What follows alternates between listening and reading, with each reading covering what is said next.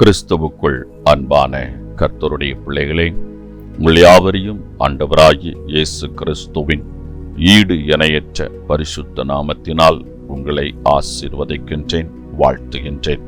கர்த்தர் தாமே இந்த நாளிலே நீங்கள் எதிர்பார்க்கிற நன்மைகள் யாவையும் பரத்திலிருந்து உங்களுக்கு அருளி செய்து நீங்கள் இம்மையில் சுகித்திருக்கவும் மர்மையில் நிலைவாழ்வை பெற்றுக்கொள்ள அனுக்கிரகம் செய்வாராக. தினம் ஒரு மிஷனரி என்கின்ற தலைப்பில் இந்த நாளிலே நாம் பார்க்க இருக்கிற மிஷனருடைய பெயர் ஹர்வுட் ராவ். இவருடைய காலம் 1871 முதல் 1905 வருடம் முடிய. இவருடைய நாடு இங்கிலாந்து, இவருடைய தரிசன பூமி இந்தியா. தமிழ்நாட்டின் வட மாவட்டங்களில் ஏழை எளிய தாழ்த்தப்பட்ட மக்களின் வாழ்வு முன்னேற்ற பணியில் அயராது உழைத்தவரே இந்த ஹர்வுட் ராவ். மெத்தடிஸ் இயக்கத்தை சார்ந்த இவர் இங்கிலாந்தில் பிறந்தவர். இந்தியாவில் பணிபுரிய வேண்டும் என்று ஆர்வம் மேலிட இந்திய மண்ணை நோக்கி இளம் வயதில் புறப்பட்டு வந்தார். இவர் ஒரு அரிய பண்பாளர். இக்காரியமாயினும் நிதானத்துடனும் பொறுப்புடனும் பொறுமையுடனும் கனிவான அன்புடனும் அணுகுவார். சிறந்த நிர்வாகி, ஆன்மீக வாஞ்சையுடன் எதனையும் சாதிப்பதற்கு தளராமல் ஜெபித்தவர். மக்களின் இன்னல்களை அனுபவபூர்வமாக அறிந்துணர்ந்து அவைகளுக்கு ஏற்றபடி உதவி செய்பவர். தன் வாலிப வயதிலேயே சென்னை மாநகரில் 5க்கும் மேற்பட்ட இடங்களில் ஆலயங்களை நிறுவினார்.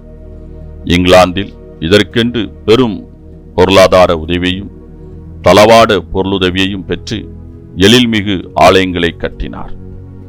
சென்னை பிரைவேட் வெஸ்லி தமிழ் ஆலயம், வேப்பேரியில் இம்மானுவேல் மெத்தடிஸ் ஆலயம், பெரம்பூரில் பராக்ஸ் சாலையில் உள்ள ஹர்வுட் ராவ் நினைவு ஆலயம் ஆகியவை குறிப்பிடத்தக்கதாகும்.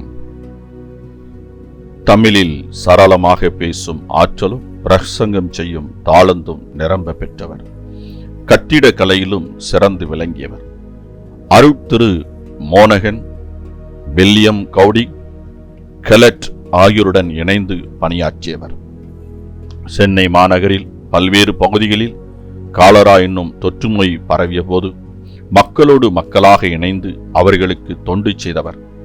அந்நோயால் பாதிக்கப்பட்ட ஏழை மக்களுக்கு சிகிச்சை அளிக்கும் போது தானும் அவ்வியாதியால் தாக்கப்பட்டார். வியாதியின் கொடுமை அதிகரிக்கவே தனது 34ஆம் வயதில் மாபெரும் சாதனைகளை கிறிஸ்துவுக்குள் நிகழ்த்தி அமைதியாய் நித்திரையில் ஆழ்ந்தார். அன்பானவர்களே, கிறிஸ்துவின் பணியில் நீங்கள் உலகிற்கு வழங்கும் கொடை என்ன? மக்கள் நன்மைக்காக நாம் எவ்வளவு உதவிகளை செய்கிறோமோ அவ்வளவுக்கு அதிகமாக நாம் ஆண்டவரின் இதயத்தில் இடம் பிடிக்கிறோம்.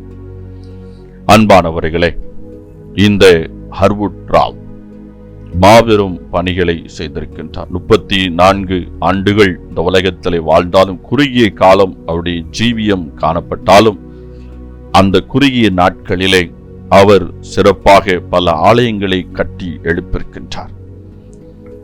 கொள்ளை நோய் என்று அந்த நாட்களிலே சொல்லப்பட்ட காலரா நோய் பாதிக்கப்பட்ட ஜனங்கள் அழுது கொண்டிருக்கும் பொழுது இவர் தன்னை பாதுகாத்துக் கொள்வதற்காக வீட்டிற்குள் பூட்டிக் கொண்டு இருக்கவில்லை. வீதியில் சென்று அவர்களுக்கு உதவி செய்தார். அநேகரை குணப்படுத்துவதற்கான பணிகளில் தன்னை ஈடுபடுத்திக் கொண்டார். முடிவிலே அந்த வியாதியினால் தானும் பாதிக்கப்பட்டு அந்த வியாதியிலேயே அவர் மரித்து போகின்றார்.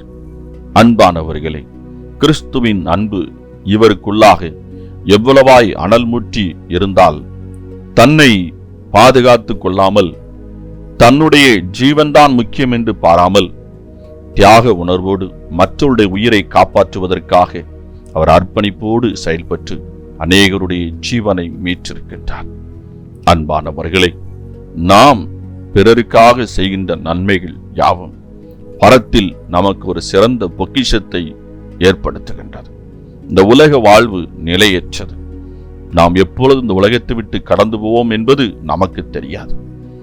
ஆகவே ஜீவனுள்ள நாளெல்லாம் பிறருக்கு நன்மையை ஏதாவது ஒரு விதத்தில் அனுதின வாழ்விலே நாம் செய்து கொண்டே இருப்போம். இயேசுவின் அன்பையும் இந்த பூமியின் ஜனங்களுக்கு கொடுப்போம். நம்மையும் கர்த்தர் ஆசீர்வதிப்பார். மற்றவர்களையும் நித்திய வாழ்வுக்கு நேராக வழி நடத்துவார். கர்த்தர் தாமே உங்களை ஆசீர்வதிப்பாராக. ஆமேன். இந்த நாளின் தியானத்துக்குரிய வேத பகுதி 2 சாமுவேல் 14ஆம் அதிகாரம், எரேமியா 18ஆம் அதிகாரம், ரோமர் 1-2 அதிகாரங்கள். இந்த வேத பகுதியில் வாசித்து கர்த்தருடைய ஆசீர்வாதத்தை பெற்றுக் கொள்ளுங்கள். கர்த்தர் தாமே உங்களை ஆசீர்வதிப்பாராக. ஆமென்.